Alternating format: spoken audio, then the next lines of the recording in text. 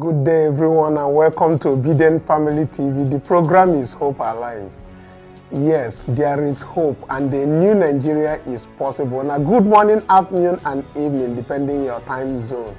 Today, we are here to have discussion on the things happening in Nigeria. As you know, several things: the hunger, the fuel scarcity, and of course, we see trending on mainstream media is Dangote's fuel and all of that.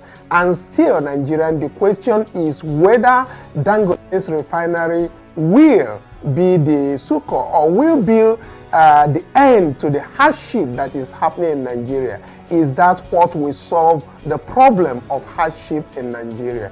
And of course, many other things that we want to have discussion on. As you know, the fearless in October or the Revolution Now protester, which Omoyele Sowore has said that the fearless in October protest must hold because the Chief Bola Tinubu's government has failed to yield or respond to their 15-point demands.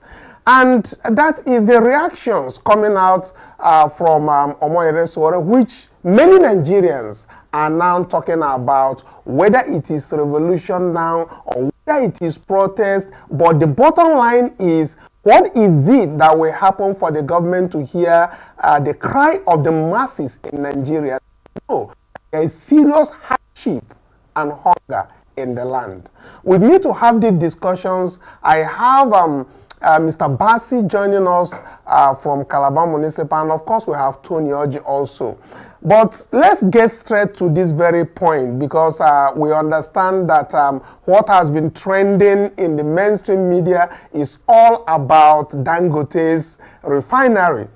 But Dangote's refinery has clearly said that they sold in dollars. And of course, the NMPC has also come out to say, yes, they bought in dollars. So why is everybody talking about the pricing of fuel, whether in dollar or naira? Should we be talking about that, or should we be talking about the subsidy, the differential that they said, the half price that they said the Tinubu's led administration is giving succor to Nigerians, half price? So my question once again is, will the Dangote's refinery startup end hardship or hunger in Nigeria? Mr. Bassi, let me start with you on this, and I will also at the same time want us to deliberate on this, whether it's a protest or it's a revolution that Omoyele Sowore is actually calling for, because he has been in the media, in different media outlets, and he's always emphasizing that Nigeria needs to start, not even until October, but that they need to start now. But before we get to hear your take on this, let's listen to what Dere Farotimi had to say about the revolution, or what Nigeria needs, or that may work in Nigeria for now. Let's take a listen to that, then we'll come back and we'll deliberate on these issues. The solution is very simple. Nigeria can only be saved by a revolution. A state whose institutions have been hijacked by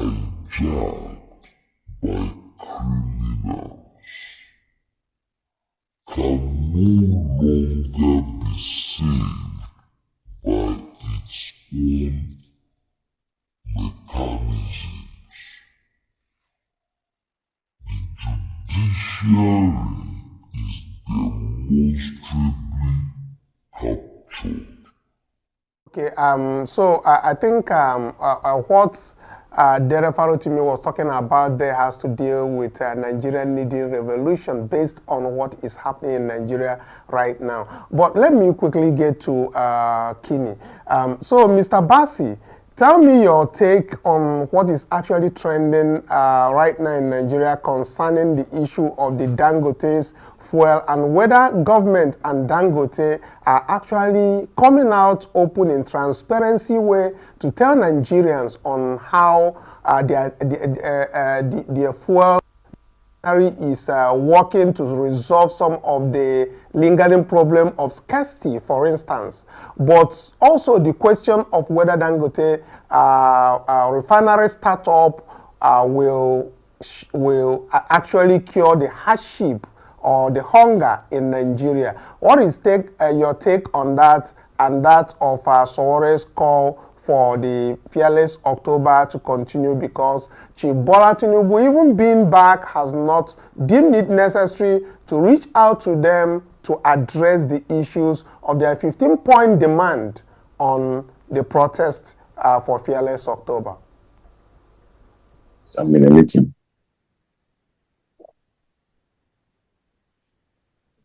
Yeah. Was that for me, Kanu? Good evening, Mr. Kanu. Yeah, thank you so much for having me.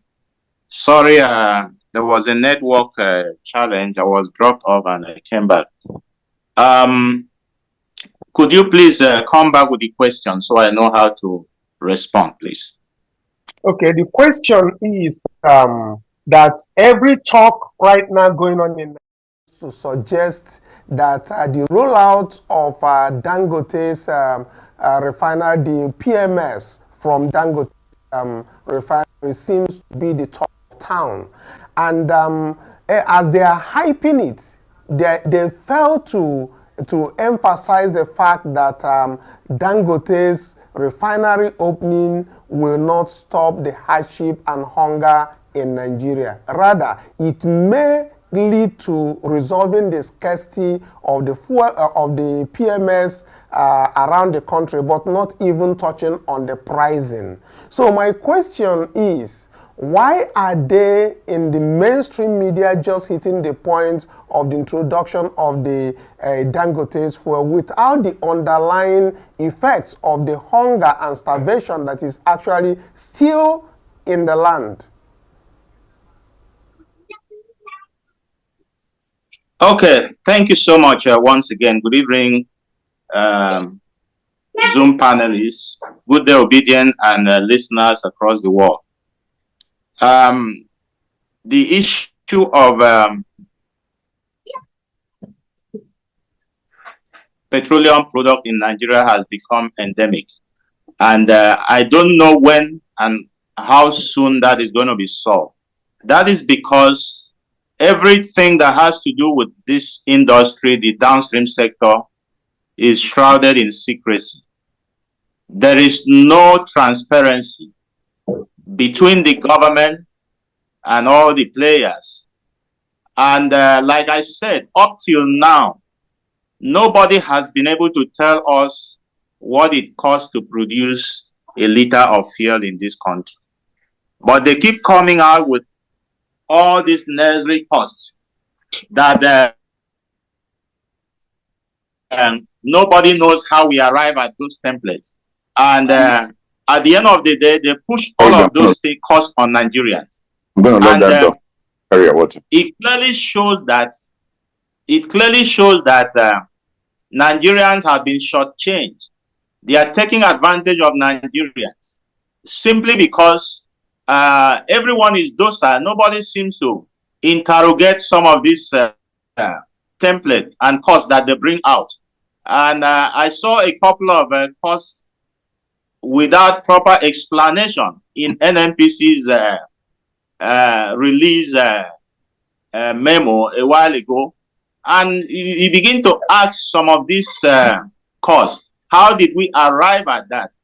And you also will notice that between the Dangote refinery and NNPC, there seems to be playing hide and seek between both of them. And who are the people that are paying for this hide and seek game? They are the Nigerian public. Who are the ones being, who are the ones shortchanged? Who are the ones that are being taken for granted? So I until there is transparency and there is clear commitment by the players in this industry to be transparent, we will not see the end of these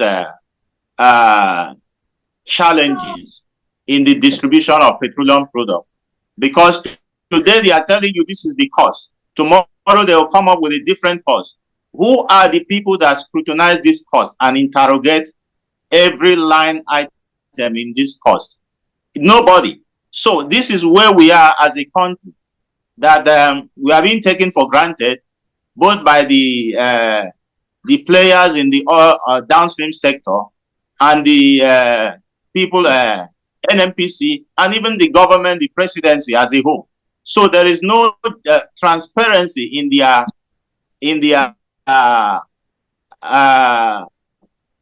policies, in their implementation of PIA. So when it favors them, you see them quoting a section of the PIA. But when it is not favoring them, you see them lay low on those some of those laws, and act as if they don't even understand that those are the laws that are supposed to be implemented. So this is where we are as a country. So I don't see that Dangote coming to save this country, because clearly from day one they are showing some of these policy flip-flop, taking a decision today, going back and say, oh, we made a mistake in that this thing, it should have been this. Why is it that they were not aware that the petroleum product they were selling was supposed to be they were supposed to use dollar exchange rate since they imported them? How did they suddenly know when there was an outcry by the public, or there is a demand to give the public accurate information? They suddenly wake up and realize that, oh, it was this. NMPC is saying a different thing. Dangote is saying a different thing.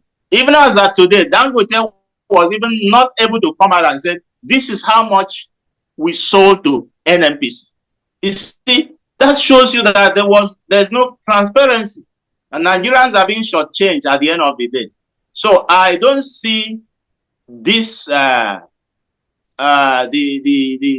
commencement of Dangote refinery releasing petroleum product into the market as a solution to our problem.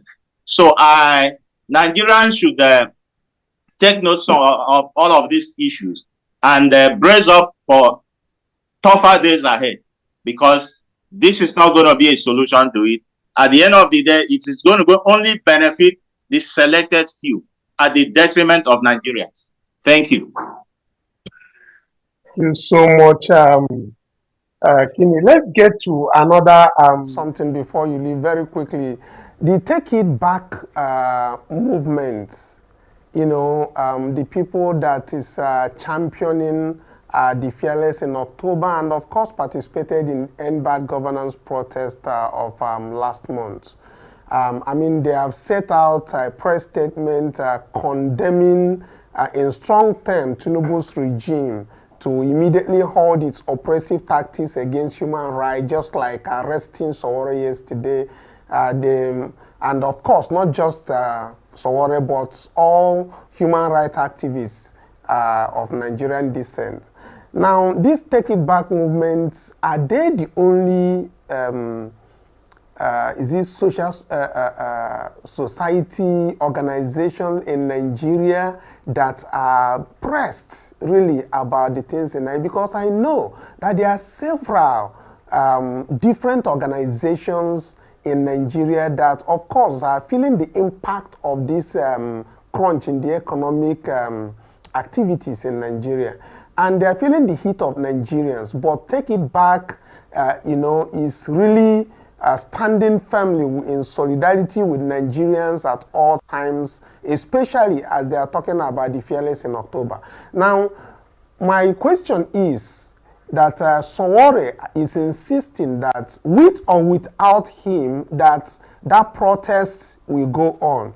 And I believe why he's saying with or without him, that, he said on an interview that 2 days, when he was doing Revolution Now protest then, 2 days before that very time that he was arrested. So even if he is arrested within this time, because he's now in the country, and that the protest must go on and will not stop until the Chief Bola Tinubu's-led administration deals or, hit to the demand. I think it's a 15-point demand. So I don't know why other social groups or people who are seeing this very hardship in Nigeria, why are they not joining the Take It Back movement and other organizations to make sure that Nigerians are really mobilized to protest peacefully? Why is it only them that is, taking this very mantle and championing the cause? Why are we not seeing the others?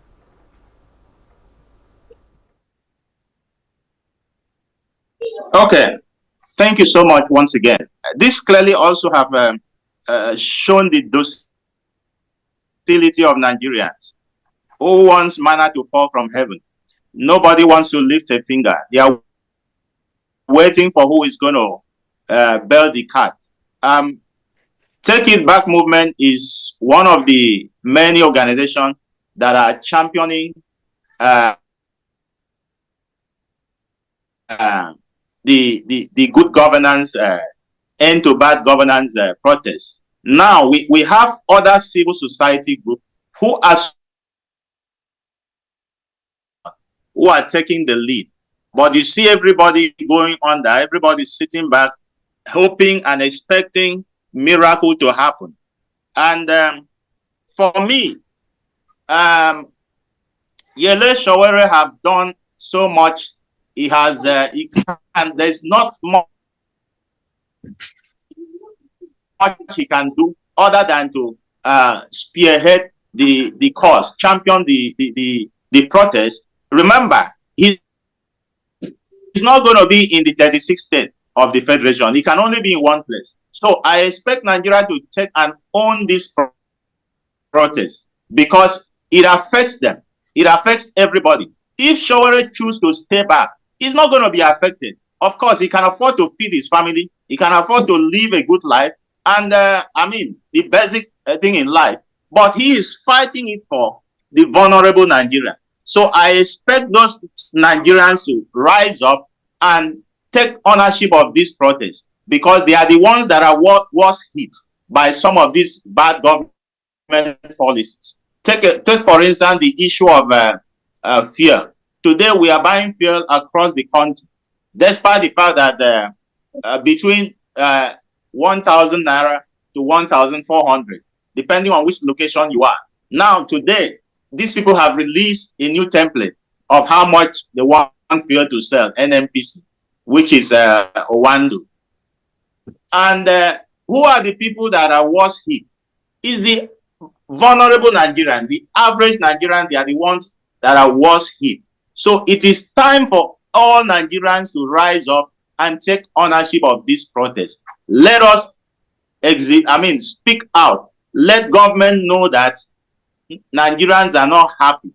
Let government know that Nigerians are suffering. So it is not about Sowore, it is about Nigerians now. He has taken the lead. He has called Nigerians out just like a leader would do. So it is expected that Nigerians who are the followers, who are the worst hit, should rise up and energize and be encouraged and be motivated to go out and speak out. Let government hear. Let government know that all is not well in Nigeria. Because we are actually drifting further. Every day you see things going bad than what it used to be the previous day. So Nigerians can no longer cope with this kind of bad governance that has been meted on them by the APC ruling government. Thank you. Thank you so much, Kanu. And of course, Kine, I hope you don't forget about the 1 million man march called by the Obedience for Edo 1 million man march that is expected to happen on Wednesday next tomorrow. I hope you have one word or two for people who may be in the Edo State vicinity to participate on that, to show solidarity with our own His Excellency Peter Obi and Olumide Akpata in making sure that Obedience in Edo State are really motivated to turn out for that 1 million man march and also to cast their vote for Olumide Akpata. Yeah, we're 2 days to the march, and all I can say, I know that there is preparation is in top gear. Everybody is, all the leaders of Obidient are already in Edo State. Those that are not there are making their way towards Edo State. But I would also call on Edolites. This is the right time. This is an opportunity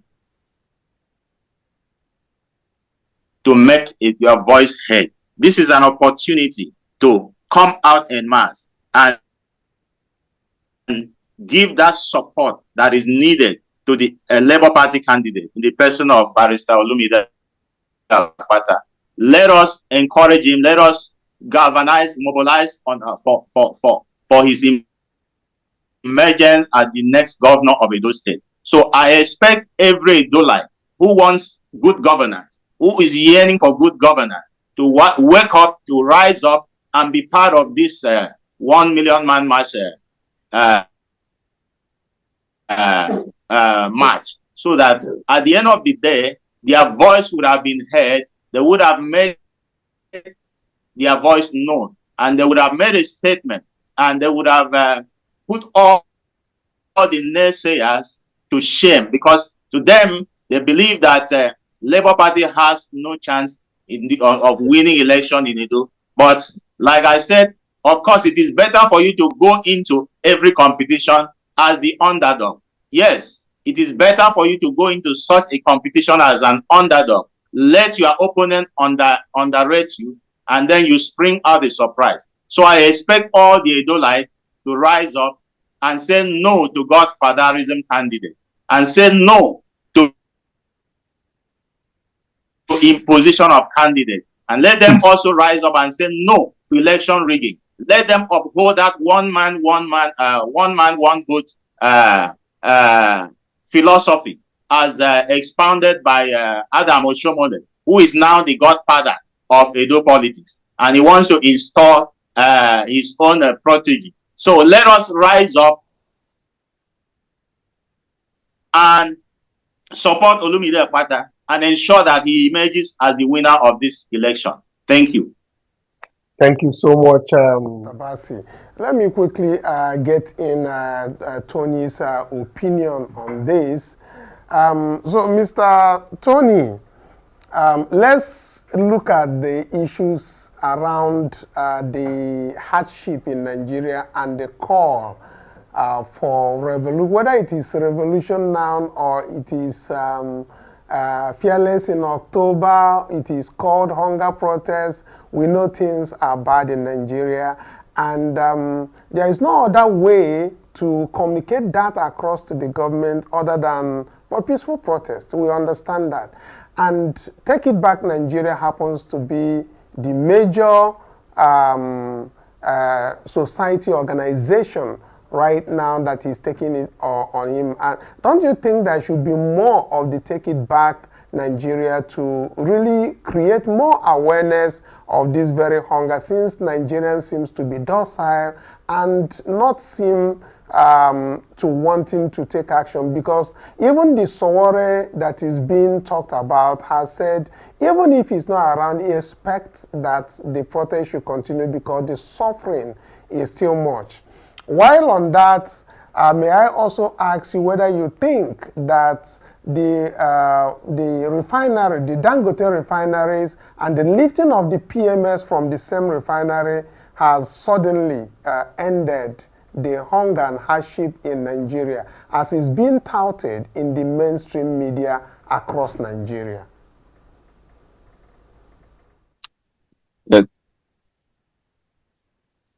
Thank you, Kanu, for having me. I give my hats up for Sowore. That guy is actually a tough guy. He is the mouthpiece, basically,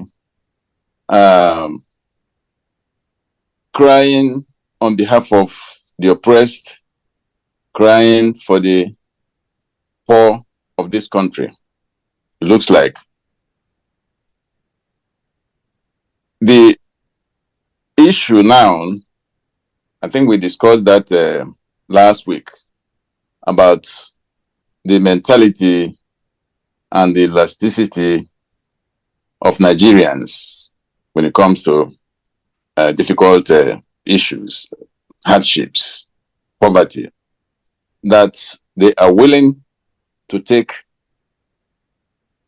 a big chunk of hardship without complaining. I mean, they can complain, they used to complain, or they will complain, but no action normally comes out from that. So Sowore is doing a fantastic job, and I just wish that others can follow up and support him in what he's doing, crying for the oppressed Nigerians, crying for poverty in this land. And I know people do talk about it, about the hardship. You hear many people, even some politicians, talk about it, but that's where it ends.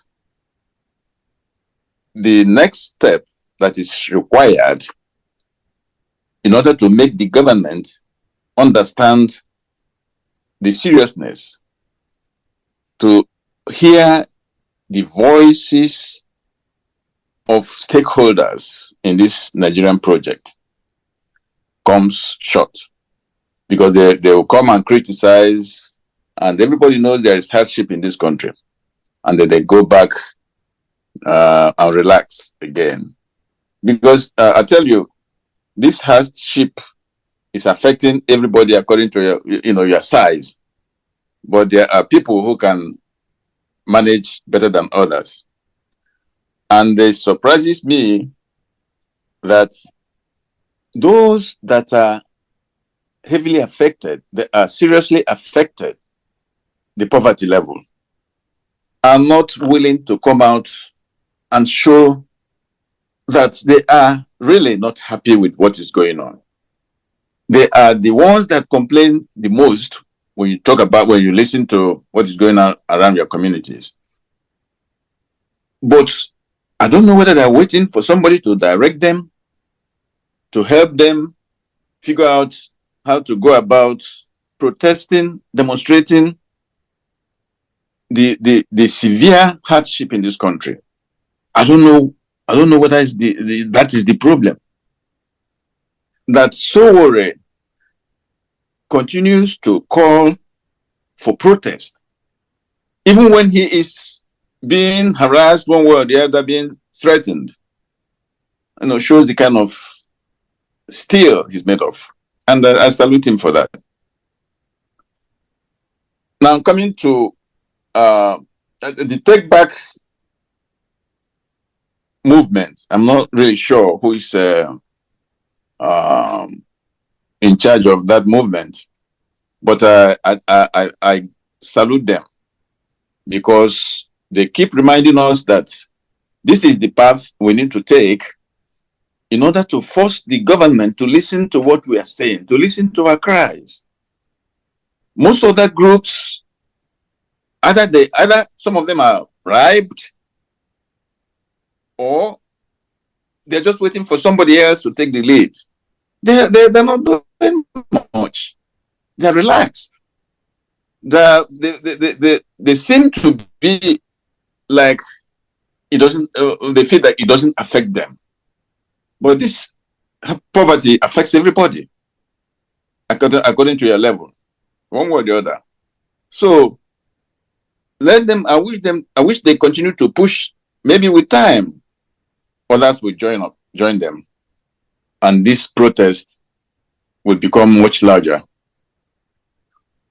Now, coming to the fuel issue. Now, you read different versions from Dangote and from NNPC Limited. I read somewhere where they said the price has been set at 766 naira per liter. Then a day or two later, I read where NNPC said it's going to be, they're buying it at 898 naira per liter. So I don't know which one to follow. I don't know which one to really lay my hands on and say, okay, this is what it is. So that kind of tells me that this issue is not going to help much. We're already buying fuel at almost 900. Supposing they sell it 899, 898, what's the difference? So they will still add their profit margin on top of it and transportation. So it's still going to go up. And nobody knows when it's going to stop. They said they're still buying from the one Dangote is supplying is from the crude they bought in dollars, and that the Nigerian crude will become effective in October. So this is another fairy tale. Excuse me. You know, we keep hearing different versions. Different versions. So, gentlemen and ladies, this is not going to end well, because everything is cloaked in that's opacity that I've never even seen. I kind of thought about it just yesterday. And think about it. Most billionaires in this country, if you know or hear what they do, most of them are actually in the oil and gas industry. That's where they're making their money, billions. And these are forces that I even think might be greater than Tinubu. He can say, do this, but to implement it becomes a problem. Reduce the price, then the forces that are benefiting currently will frustrate that. So it's a tough nut to crack. I hope that they can come out and then tell Nigerians, explain to Nigerians actually what is their policy on this issue. Because if the price of fuel doesn't come down, there is no way in heaven and on earth that this poverty will subside. Remember, the fuel price determines a whole lot of other things in this country. The price of food, tuition, salaries, pensions, you name it. So if the fuel price doesn't come down between 200 and maybe 250, we are in great peril still, because the prices you are seeing now will never come down. So Dangote, I don't think it's going to be the panacea. It's not going to solve Nigeria's fuel problem. It can help a little bit. Right now, we are suffering from unavailability as well as price, high price of PMS. So the two combined is really very, very difficult for people to swallow. Thank you. That's what I can say right now. And what do you have to say about the Edo State 1 million march call for obedience to support His Excellency P2B and all the obedience to converge in Edo on Wednesday the 18th on 1 million man march? What do you have to say about this? And of course, the need to mobilize more and more obedience to support Apata and His Excellency P2B in Edo State campaigns? I think it's always a good thing to show strength, that you have a lot of support. The 1 million march, 1 million march, 1 million man march, excuse me. I think it's a fantastic idea. But what I feel that is most important is coming out in thousands, preferably millions, to vote and protect that vote. When the other two major parties are fighting each other, knocking heads together, who will rig better than the other one, I think obedience need to be prepared to fight this out, to protect their votes, because they are going to try to rig this election. They're trying to mobilize thugs and people wearing police uniforms, all manner of tricks to rig this election. The most important thing for obedience is to come out and vote and protect that vote. Whatever it's going to take, protect your vote. Protect your vote. For me, that's more important than marching, showing solidarity, which is also important. But voting and protecting the vote is very, very important. That's how you scale the rope to win this election. That's what I...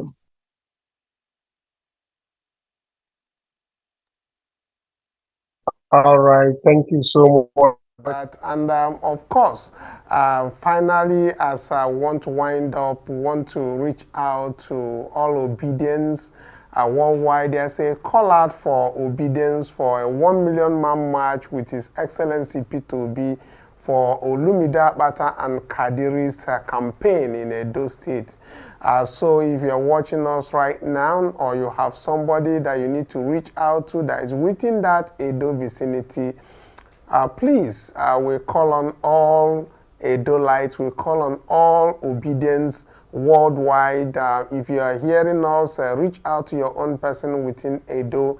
That Wednesday is the day, and the time, of course, starts from 8 a.m. in the morning and up till evening.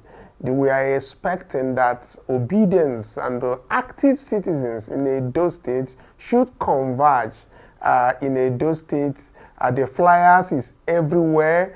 His Excellency P2B will be there. So many Labour Party stalwarts, so many obedience. Of course, the coordinator, Tanko Yusuf, will be there to actually lead this very obedience 1 million man march. So if you are not in Edo State, we are expecting that whoever you know that is in Edo State, that you should reach out to them and make sure that they know that Wednesday is the day, and we expect nothing short of a very, very massive crowd out there to support His Excellency P2B.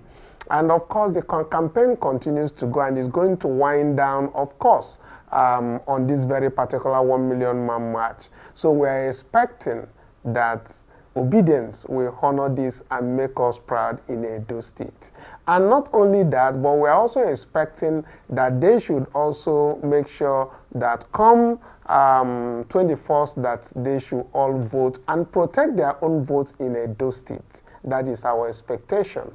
so that we know that that very state is an obedient state. Thank you so much for watching. And of course, please like, share, and make sure that other people, all Obedience worldwide, know about this very particular 1 million man march. Thank you. Until tomorrow when we come again. Bye for now.